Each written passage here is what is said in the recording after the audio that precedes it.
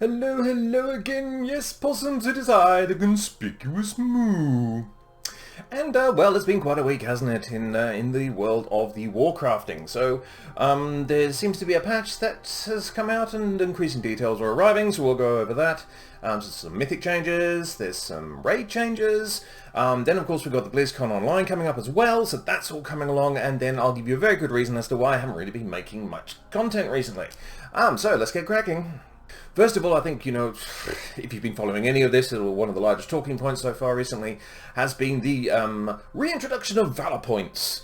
It's going to come in as a currency in 9.0.5. This is sort of an interim patch. It's very content light. It's got like new currencies. It's got class and covenant changes, but it doesn't actually have anything fresh to get our teeth into. And more on that later. So Valor Points are returning, but they're returning in a slightly different form from the way that I remember them, which was in Wrath of the Lich King, where I was just collecting badges. LFD had just come out, and I was really enjoying myself. But, you could get your level 245 gear and then go into ICC from there. In Mythic Plus, you will only be able to upgrade gear that you get after the patch goes live, and this is a rather controversial thing at the moment because essentially means that you can run Mythic Plus at the moment if you so wish, but it's largely useless because you won't be able to upgrade it, and you will be able to upgrade after this patch arrives. Now the reasoning they've given is that they have certain coding difficulties with it's like retroactively putting this into all of the gear that drops. I'll just have to take them at face value on that one. But it does seem like a bit of a shame that all the work that people have gone into to get all their Mythic Plus gear doesn't look like it's going to be rendered effectively useless because you're going to have to get it again and then upgrade it again. So that's not terrific. But we'll take it because given a choice between what we've currently got and what this does, it's an improvement. It's not perfect by any means, but it is definitely better. Now, eye level ceilings are going to apply according to the level of Mythic Plus that you're doing. So we're talking, if you just complete all of the Mythics, if you do all the dungeons at Mythic Naught, you'll be able to upgrade your gear to about 200 eye level, which is fine. If you complete all the dungeons at Mythic Plus 5 keys, you'll be able to increase it to 207 eye level. Then you'll complete all Mythics at 10 to 13, which is heroic Nathria gear, and then all Mythics at 15 plus is 220 eye level max, which is pretty much the last two bosses on heroic Nathria in the raid. So yes, you can still get better gear from PvP, and no, that doesn't entirely address all of the issues. You're not getting any additional gear drops in Mythic Plus. It's just that you will be able to make the gear that does drop a little bit more valuable. They will also be capping Valor, so you don't exclusively have to do Mythic Plus in order to get these Valor points. You can just do your callings as well, just your everyday Covenant callings, and you should be able to accrue it that way too. But they're going to stop you from grinding out 100 Mythic Plus dungeons and upgrading all of your gear to absurd levels in one hit. In the raid side of things, I've only just announced that they are increasing the raid drops by 33% over all difficulties. So this is an interesting situation where the Mythic Plus drop rate hasn't been addressed, but the raid one has. So essentially, it's going to be one piece of loot will drop for every 5 people in your raid. So if you have a 10-man, 2 pieces of loot will drop from the boss, 15, 3 pieces, etc., etc. That seems perfectly fair. And increased loot drops, I think, are probably welcome. And weapon tokens are supposed to be dropping more often as well. I've had a real issue with weapons. I've had a 184 for a long time until last week in the Great Vault, and I got a very, very difficult choice between a Sanguine Vintage, which is a wonderful tanking trinket for the Brewmaster spec, or a 207 weapon. And I had to go with the weapon because I'm predominantly playing Mistwalker for Mythic Plus and raids, and so that I'm going to get more use out of that. But it was very difficult to turn that Sanguine Vintage down. In terms of timing, look, I don't really know. I mean, we're kind of with Castle Nathria. We are still progressing, so we're very fortunate. We want to finish off normal and then go into heroic. So we've got plenty of this tier left to go. But a lot of people have already largely completed it and acquired all of the gear, so this isn't really going to affect them all that much. It may help with gearing alts. It does seem a little late in the day to be making these changes, but better late than never, I suppose. yeah, I mean, and the systems themselves, you know, they're not perfect, but, you know, it is still welcome that, you know, Blizzard are finally listening and going, yes, there is a gearing issue, and Ian Hazacostas earlier this week also acknowledged that there was an issue with loot drops in raids, and they've quickly proposed these changes as well. And, you know, the anima thing as well, although I'm very skeptical about it because anima is not a particularly valuable currency, and I'm struggling to see what we're going to use it on next after our covenants are all fleshed out. That's probably somewhere in the future. You know, it is useful for those people who just want to go into LFR and get 1,000 anima, and it's very, very easy to do now, just for that weekly. So, you know, I'll take it. You know, the more anima I save up, probably the better. If they get rid of it all and then I have to get a new currency, I will go insane. Now, there were some other little tidbits as well that you can pick out of this that I found particularly interesting. Now, the Fleshcraft ability, which is just the Necrolord ability, has gotten a major buff. That probably won't make it to live because everyone's talking about it like they should all become Necrolords all of a sudden. So, you know, the Metachaser antenna are up and the sort of, oh, Fleshcraft. 40% HP shield and 30% damage reduction while channeling. Because it's a channeled ability, you know, it's not usually a great one for tanks. You know, incidentally, Brewmasters, or any tanks really, you know, your dodge, your parry, they still work while you're channeling this ability. I just, you know, that's important to know. Now there's a Forge in the Maw that requires stygia to make things. This is not exciting to me. The Maw has never been exciting to me, and so I'm putting a Forge in there that you can make new things from stygia. I've blown most of my stygia on the additional conduits, to be honest. I've got all my conduits now up to 200, and it's now giving me 213 conduits. So, you know, I guess it's okay. I mean, I just do the weekly, and, you know, that gives you about 1,500 stygia, which is enough for another one of those, and I just make another one of those, and that's it. Yeah, I'm not excited by anything that's happening in the Maw, and that's really not enough to make me want to go back. There are more Soulshapes coming up for Night Fae characters. One is a kitty cat with a big fluffy face, like a British short hair. We have a British short hair, so we know that these are big cheek, beautiful cats. It will be really fun. It looks like the Cheshire Cat from, I was going to say Lord of the Rings. It's Alice in Wonderland. I don't know where Lord of the Rings came from. You know, remember that scene in Lord of the Rings, the Cheshire Cat? It was amazing. Moving on, there have been very, very few changes, class-wise, for monks in general. The Mistweavers are the only ones who've gotten anything. But you know, they are good news. Renewing Mist's mana cost has been reduced by 0.1%. Yep. And Vivify, which is another, you know, with a very synergistic ability, with Renewing Mist has had its base mana cost reduced by 0.3%. So, you know, that doesn't seem like an awful lot, but considering the amount of times that you're casting it over the course of an encounter, it will make a slight difference. It certainly doesn't address the mana issues that Mistweavers have had in general, you know, so you're still going to continue to struggle with that. But, you know, at least it's a start, and it's, you know, it's a change in the right kind of direction anyway. They have also flagged future changes to legendaries as well, so I hope, against hope of course, that they're going to go along the lines of let's improve some of the legendaries that absolutely nobody is taking, as opposed to let's take the best legendaries and grind them down, which is the sort of thing that they did with, you know, soulbinds and conduits, when, you know, they're actually interesting in beta and they all sort of got neutered before we went live. In terms of monk legendaries that would really stand out at the moment, none of the Brewmaster. I think the only one that they might have a look at is Invoker's Delight, because that 30% haste is enormous and does make a great bit amount of difference to DPS and for Mistweavers as well, who can use it in that encounter too. So yes, I mean that's really the only outlier I can think of off the top of my head that sort of says I might need reducing a bit because I'm a little bit too good.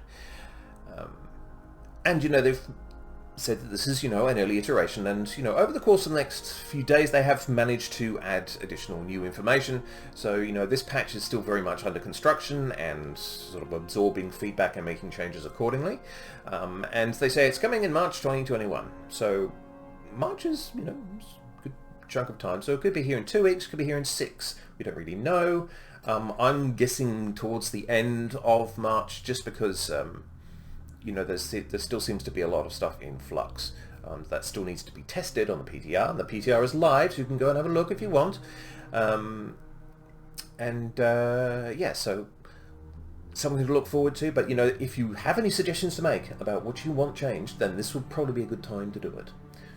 Now, earlier in the week we did have a large amount of nerfs to dungeon encounters. The other side's Mythic Keystone timer has been increased by another 2 minutes. People seem to be having trouble finishing that. The Son of Hakar melee damage has been reduced by 50%. Hakar, I think, is probably the most problematic fight. It's the one that we have most problems with when we're running it. And the Blood Nova damage has been reduced by 20%. And DLZX's Arcane Lightning damage reduced by 25%. Fine. It's still my favourite dungeon, despite, you know, its slightly more irritating mechanics. And, you know, there's been a change to Ventanax and Zav the Unfallen. These are fairly minor nerfs, but, you know, they're still seeming to recognise and tune up parts of the dungeons which are outliers. So, you know, always welcome. The raid at the moment is getting nuked. They announced these changes around about the same time. So, you know, the following Castle Nathria encounters have had their mobs or mechanics nerfed by up to 20%. So, Artificer's Imox, my least favourite raid boss in this tier by some distance. Sun King's Salvation. Lady Neva Darkvein, which I think is a terrific fight. I think it's probably my favourite Darkvein. Just because, you know, of the busyness and the whole collective, you know, the team really has to pull on that one. Sludge Fist, who is my nemesis, and I died again with him twice this week.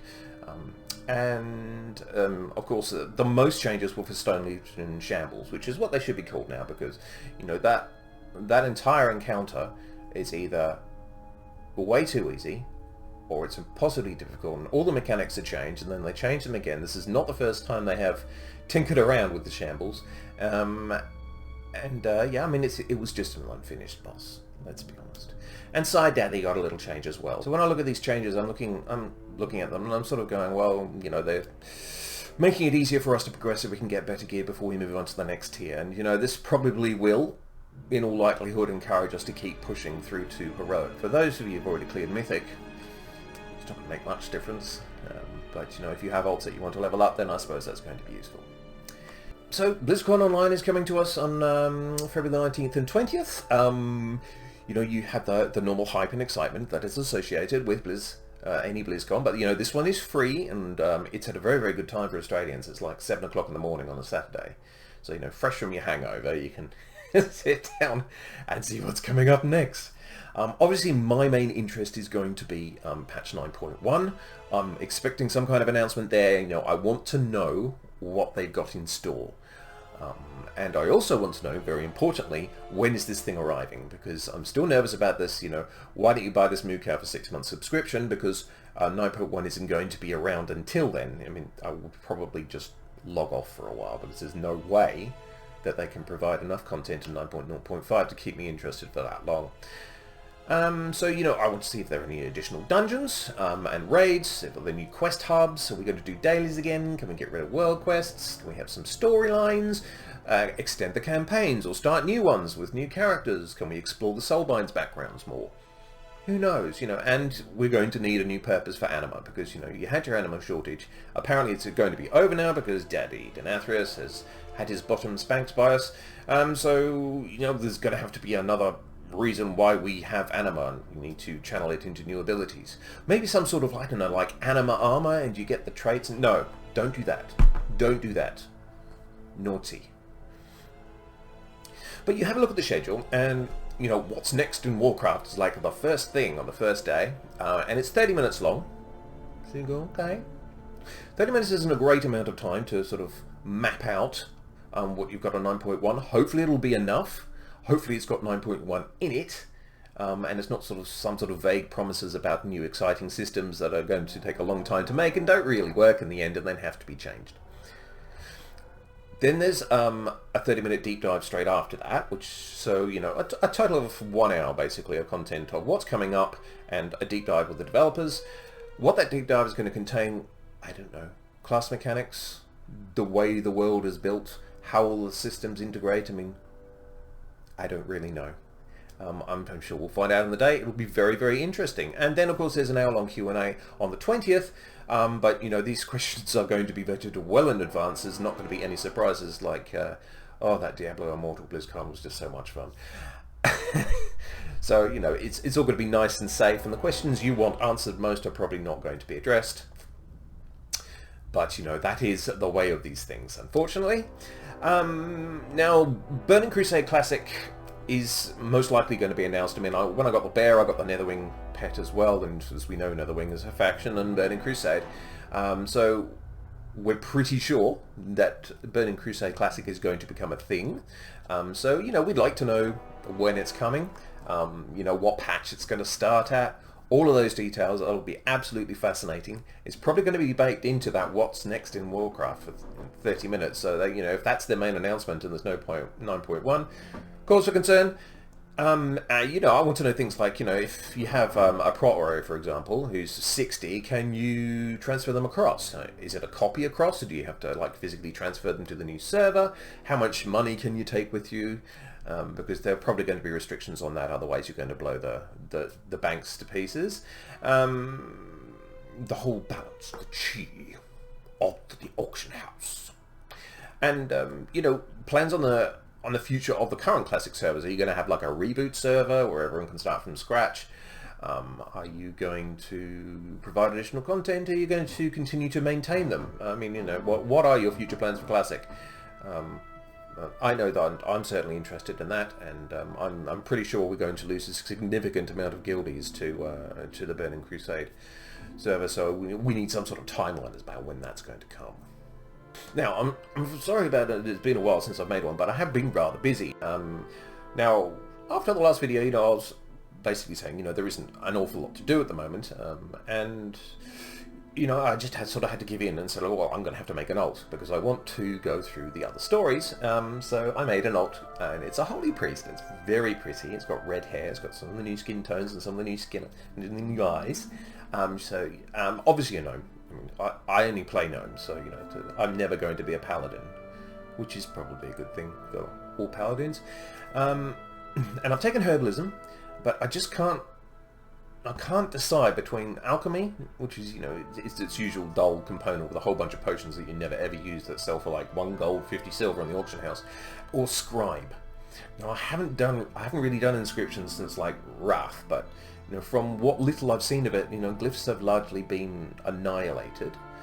You can still make the Dark Moon cards. I know the healing Dark Moon deck is supposed to be, you know, decent starter one, but I'm not really sure about the others, and do glyphs still exist, and is it worth making any money with it? Should I be milling all of the herbs or just Death Blossom?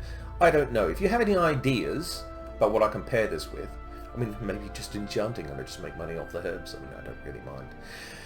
Anyway, let me know. Guild-wise, we absolutely caned Castle Nethria. After the raid nerfs that I mentioned earlier, we went 9 out of 10 normal in 2 hours, which is completely unprecedented for us. We one-shot Sludge Fist, which we've never ever done.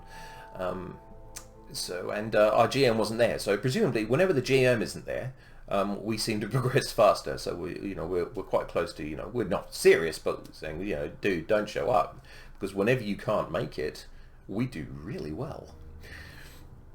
Then that was a 10-man, and the 10-man seemed to be particularly well balanced. You know, we had,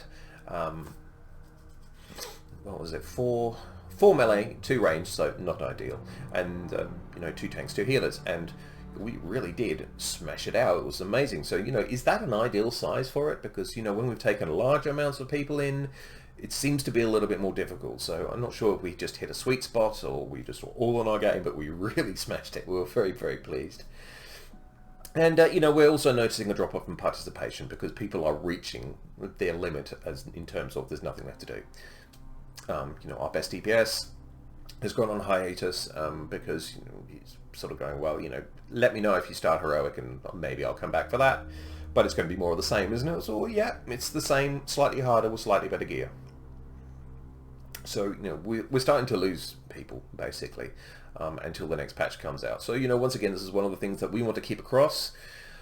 And we really need to know what Blizzard's plan is so we can plan how the guild is going to be run. So, yeah, I'm hoping that BlizzCon Online can answer a lot of those questions. But, you know, I'm kind of enjoying the Holy Priest. It's rather different. I do miss a lot of my thing when I'm on the Holy Priest. Like, I miss Chi Torpedo so much. I miss Paralysis. Because, you know, Shackle Undead is pretty much the same, but you can only do it to Undead.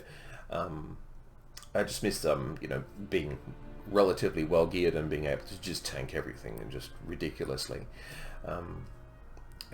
Yeah, Holy Priest tends to be a very much stand still and cast. And Monk is the complete opposite. It's just zipping around all over the place, driving your melee bonkers because they can't keep up with you. So it's a very, very different world, but it's not a generally terrible one. You know, I healed Hellfire yesterday. Oh my Christ. I didn't know it was possible to screw Shriekwing up that much, but blood was just everywhere. And then you get into another fight and you one-shot side on Athreus, no problem. That's the lottery. But yeah, no dull moments and a lot of anima after that one. So, yes. That's been my week. I'll keep you updated, especially with any new developments on 9.0.5, any announcements about 9.1, because these are very, very important things. I just need a little bit more meat and potatoes to this patch before I start getting excited about it. And, you know, addressing some more of the issues that Mistweaver has would also be really, really nice. Anyway, that's for another time. Have an excellent evening. I'm the Conspicuous Moo. And a very good day to you.